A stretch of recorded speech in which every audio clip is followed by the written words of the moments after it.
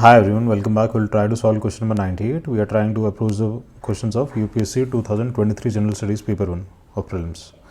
Pause करके पहले question को पढ़ लेना.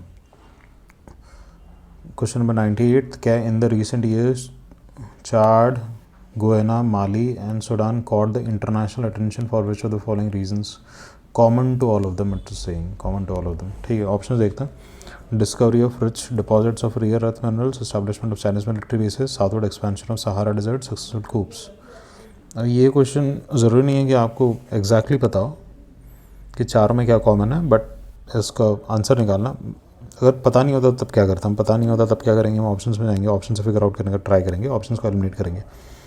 ऑप्शंस देखते हैं. पहला, discovery of rare deposits of rare earth minerals. अब सूडान जैसा जो देश है, यहाँ पर rare earth minerals, I don't think कि कभी ऐसी न्यूज़ आई हो. सूडान में ऐसे कॉन्फ्लिक्ट जोन चलता रहता है पूरे टाइम. और ये चाड, गोयाना, माली, ये सब भी गरीब देश है. डिस्कवरी ऑफ रिच डिपॉजिट्स, और ये कह रहा है डिस्कवरी हुई है रिसेंट, और ये भी कह रहा है कि that is common to all of them, सब में ही हुई है. तो ये तो जोग्राफिकली इनकी लोकेशंस भी अलग अलग है, तो डिस्कवरी सब में होना तो that is quite not possible.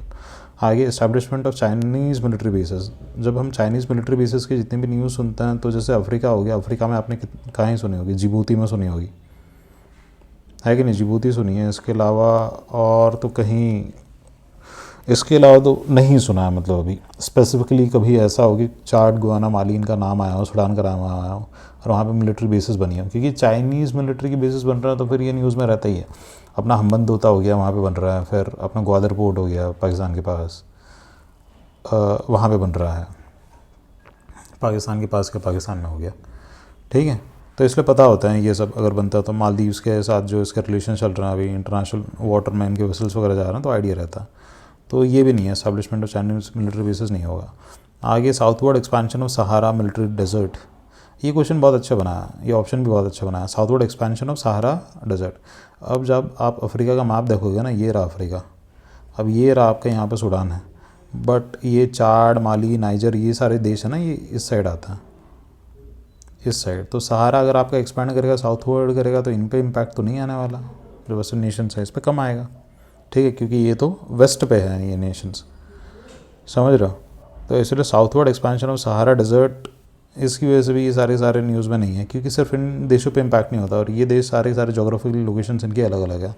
तो बाकी देश होते हैं उनका भी नाम आया होता है यहाँ पे आसपास जितने नीचे देश है ना. साउथ सूडान के साथ फिर हो गया आपका और कौन सा हो गया, सूडान भी आ गया, सूडान आ गया, साउथ सूडान आ गया, बीच में और कुछ है, नाइजीरिया वगैरह, उनके भी नाम आता है.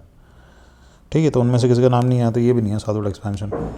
बचा सक्सेसफुल कूप. अब ये जैसे सूडान है, सूडान पूरे टाइम न्यूज़ में रहता है, आपको पता है. सूडान में मिलिट्री कूप चल रहा है, साउथ सूडान में भी चलता रहता है, सूडान में भी चलता रहता है, इनके बीच में कॉन्फ्लिक्ट चलता रहता है. तो conflict is something, conflict is a central idea of Nations in Africa. बहुत सारे नेशंस में कॉन्फ्लिक्ट चलता रहता है. अब यूपीएससी जब फ्रेम करती है ना, तो यहाँ पे क्वेश्चन में कह रही है what is common to all of them.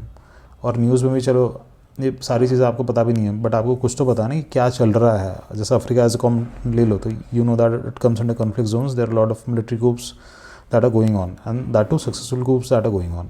तो इसलिए the most probable answer for this would be D. या तो आपको पता हो उससे निकाल लो, या तो आप एलिमिनेशन के थ्रू निकाल लो. जिस तरीके से हमने यहाँ पे अप्रोच किया, 4 स्टेटमेंट पढ़ी, 4 स्टेटमेंट में से जो मोस्ट प्रोबेबल स्टेटमेंट हो सकती है उसकी हमने प्रोबेबिलिटी निकाली और फिर उसे हमने मार्क कर दिया. हम अभी भी 100% श्योर नहीं है कि आंसर होगा या नहीं होगा, बट हमें पता है कि इन चारों स्टेटमेंट में से अगर कोई आंसर होना है तो यही होगा, क्योंकि हमने वहाँ पे लॉजिक भी लगा लिया, अपना जितना मतलब नॉलेज है, नॉलेज बेस भी पूरा का पूरा लगा लिया. पहले जिस हिसाब से क्वेश्चन सॉल्व कर रखे हैं वो भी लगा लिया, मैप को भी उठा के लगा लिया. इस क्वेश्चन से क्या टेक अवे है, इस क्वेश्चन से ये टेक अवे है कि करंट फेज जो आता है उसे थोड़ा सा ध्यान से पढ़ो, अच्छे से पढ़ो, और मैप को फॉलो करना शुरू कर लो. कोई भी करंट अफेयर्स की न्यूज़ देखते हो ना, सूडान देख ले तो सूडान का लोकेशन देख लो क्या है वहाँ पे, कुछ अगर इंपॉर्टेंट है, कोई रिवर वगैरह जा रही है वो देख लो. थोड़े से नेबरिंग नेशंस देख लो, क्योंकि पिक्टोरियल हम कोई चीज़ को देखते हैं ना तो वो दिमाग में बैठ जाता है. अब यहाँ पर रिलेटिव लोकेशंस भी अगर इन देशों की अगर हमें पता हो फिर भी काम चल जाएगा. अब नेक्स्ट टाइम जब यूपीएससी क्वेश्चन पूछेगा तो फंडामेंटली क्वेश्चन कुछ ऐसा ही होगा, बट नेशंस के नाम अलग होंगे, कॉमन जो चीज़ चल रही है वो कुछ अलग होगी उनकी, समझ रहे हो.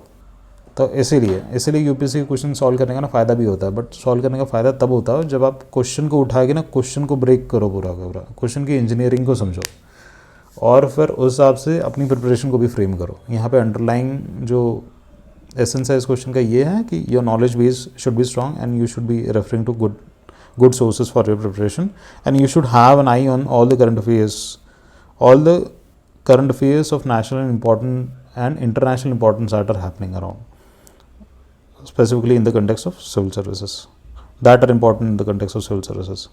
ठीक है, तो ये था, इस क्वेश्चन को एंड करता, मिलता है आपसे नेक्स्ट क्वेश्चन पे.